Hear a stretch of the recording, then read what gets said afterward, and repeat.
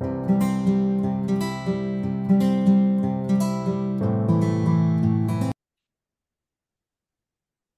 to Coffee with Chris. Before we dive into it, don't forget to hit the subscribe button there.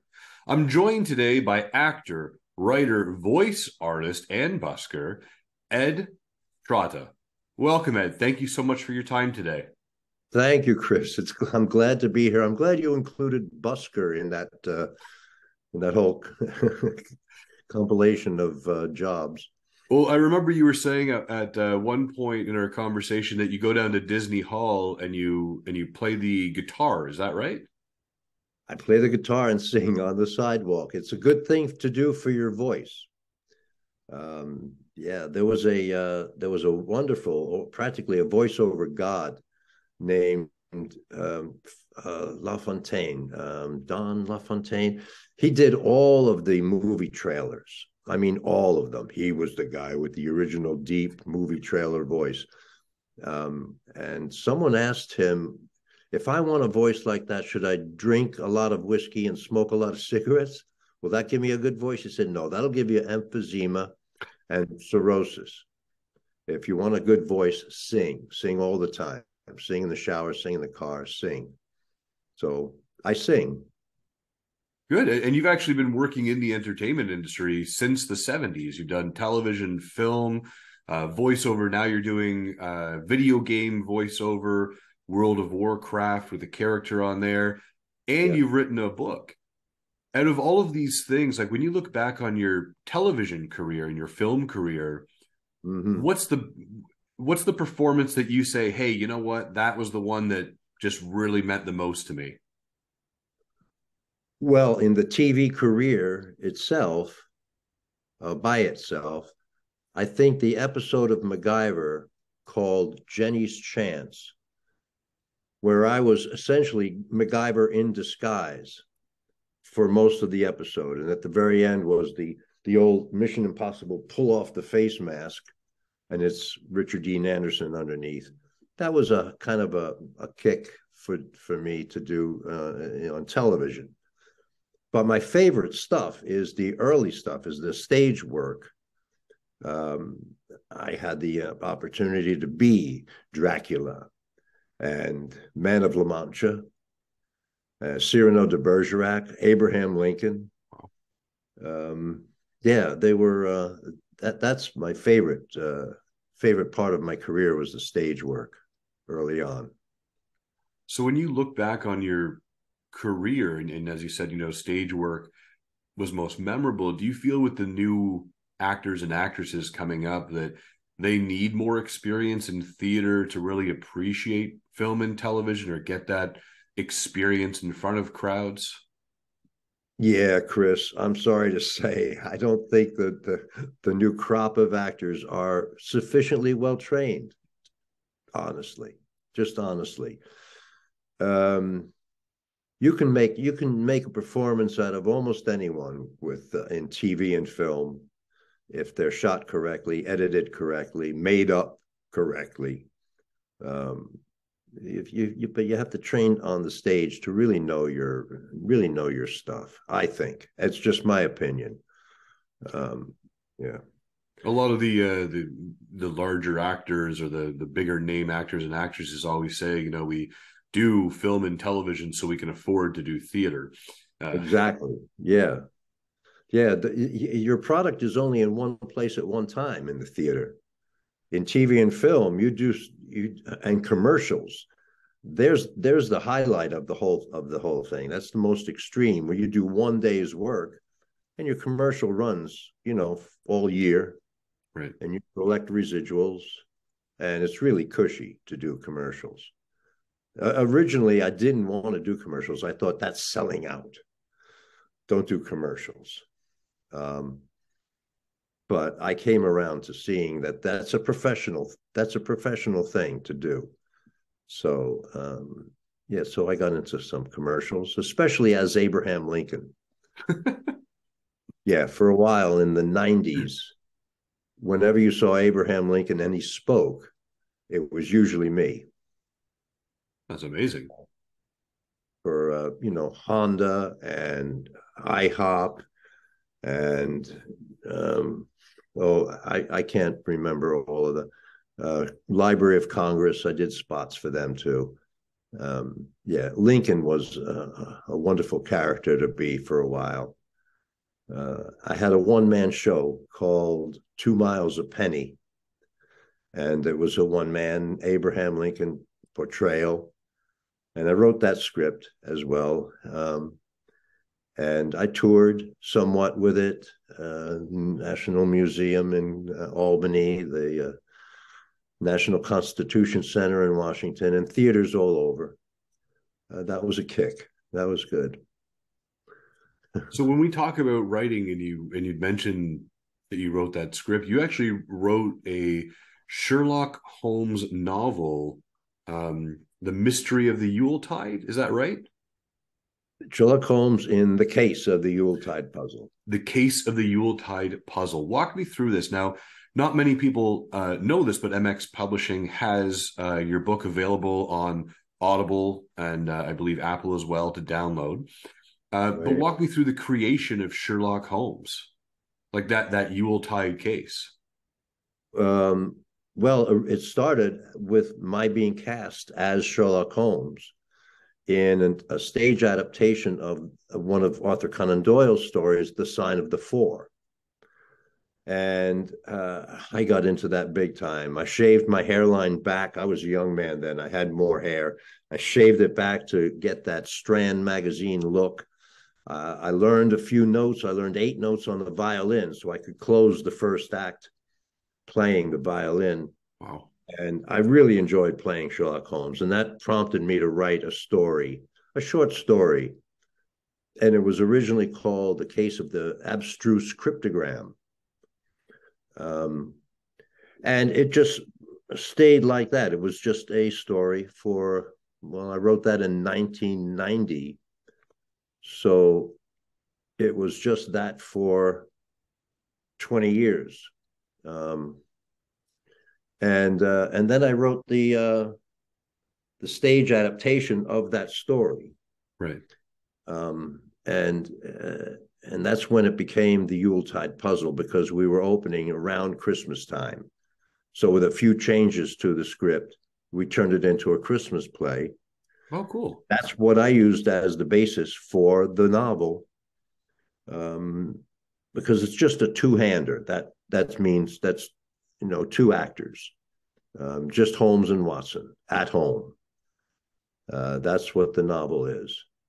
So I've had the opportunity to read it, and I know not many people may have, but what can you tell us about the Yuletide Puzzle from Sherlock Holmes without giving away the entire book? And I got to say, when I read it, Ed, I was surprised. I was like, wow, that is such a really cool way to tie it all in. But you wrote it. What's something that you can share with us without giving it away? Well, my favorite part of Sherlock Holmes stories, when I was reading them in high school, I was voraciously reading them. I really enjoyed them. The bedazzlement of his deductive powers was, really enticing.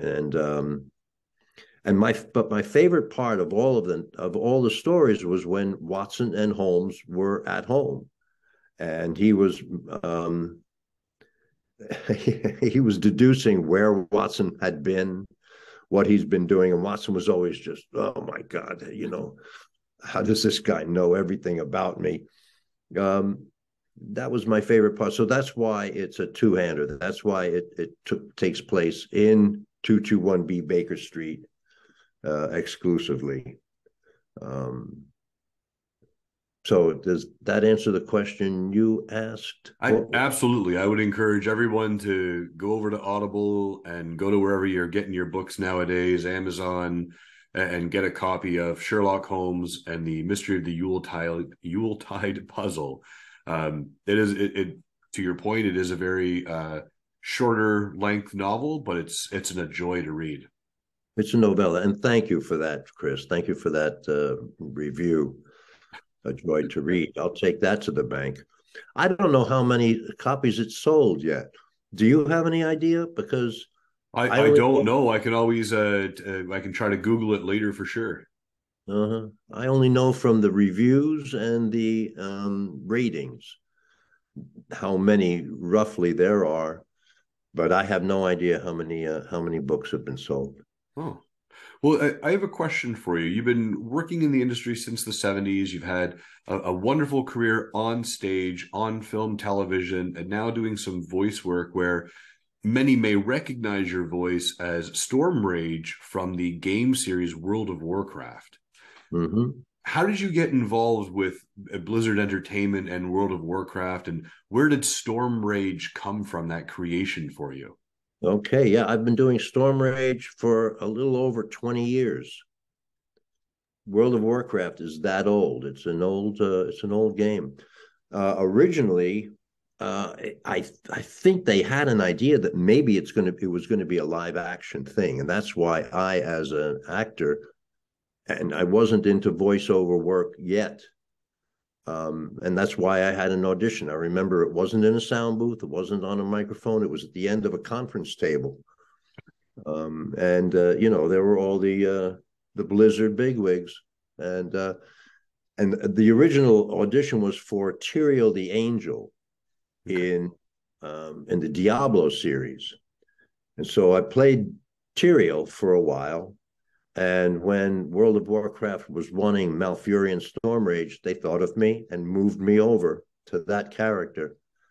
And I'm delighted because he's stuck around, and I love the booth. I love going into the sound booth. Although nowadays a lot of voiceover actors work from home in their own sound booth.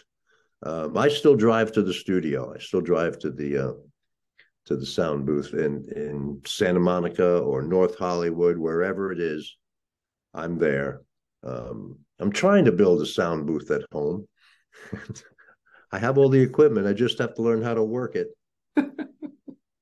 Poses its own challenges for sure, but you almost miss the connection, right? When you go to the studio, you get to see everybody and build relations. Yeah, that's I prefer the studio, of course. The director is right on the other side of the glass, and you can see him. Uh, or you know, nowadays also he's in your headphones. The writer Yeah. is in one ear, the director's in the other ear, the engineer is behind the glass. Um, but you're there, you're present, and sometimes you'll hear your scene partners are in your earphones, your headphones. Um, but it's just, you know, the evolution of how this all this stuff changes little by little. As we said earlier, it used to be black and white photographs and just getting online to slug it out with other actors, Yeah. and now it's all digital, all yeah, yeah. I'm too old for this business. Now, is there a storm rage catchphrase or a memorable saying that you could perform for us? Oh, well, I mean, when he meets you, he always says, "Welcome, mortal. Good day, mortal." And his love of nature propels him to say, "We must protect the wild. Protect the wild, the tree of Azeroth." Those are That's perfect. some of his things to do, to say. Now, are there any words, motivational tips or inspiration that if someone was getting into acting or voiceover or theater and they're having a hard time, right? There's the never-ending audition cycle. You don't really get any closure about why you didn't get a role. What would you tell that person to keep going? Um, try to relax. Your nerves get in the way in a way that is really pernicious. If you can be comfortable on stage, Stanislavski has a book, Creating a Character, and and relaxation is the foundation of his teaching. And he was the father of the method school of acting, um, which you know yielded the likes of Brando Right. and De Niro, and Marilyn Monroe even was was a student there. Um, and so, yeah, try to relax. You know, and it's also a matter of who you're with, who you know. And there's nothing you can do about that except slug your way in, talk to whatever friend you have who is represented by William Morris or CNA or yeah, getting good representation is important. Um, and and it's all acting. Voiceover work is acting also. It's just you don't get to use your expressions or your gestures. People can't see you, so you have to exaggerate the voice just a little bit to compensate um, for not being able to use all of yourself, all of your body. Um, what else would I tell an aspiring performer Yeah. just across the board?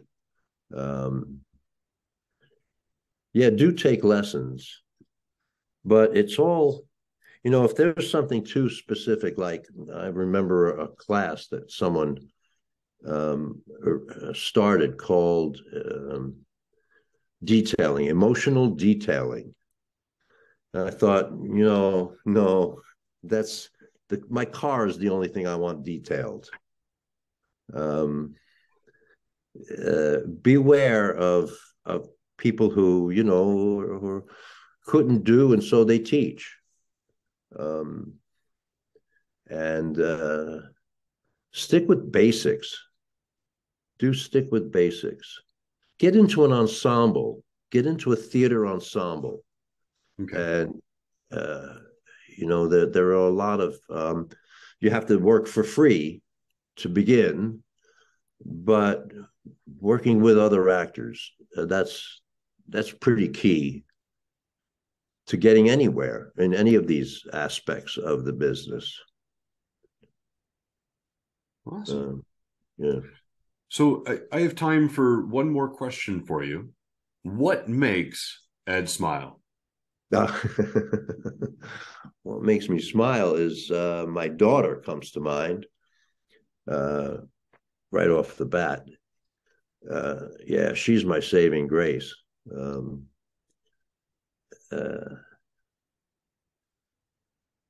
I don't know what else. Good sitcoms. I'm watching this new channel called Decades, and it has all the old sitcoms. Dick Van Dyke Show, Mary Tyler Moore, Ed Sullivan, Dick Cavett, and I think television used to be more entertaining, or those were people who were better trained.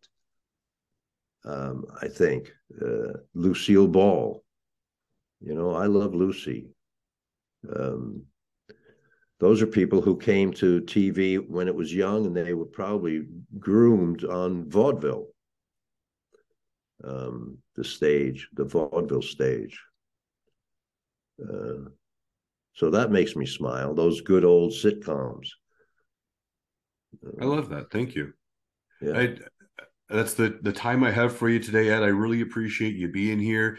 Everybody, make sure you check out Sherlock Holmes and the Mystery of the Yuletide Puzzle wherever you're getting your books and digital downloads. Have a fantastic day, everybody, and smile to inspire. Thank you so much. Thank you, Chris, and thanks everybody for listening, for tuning in.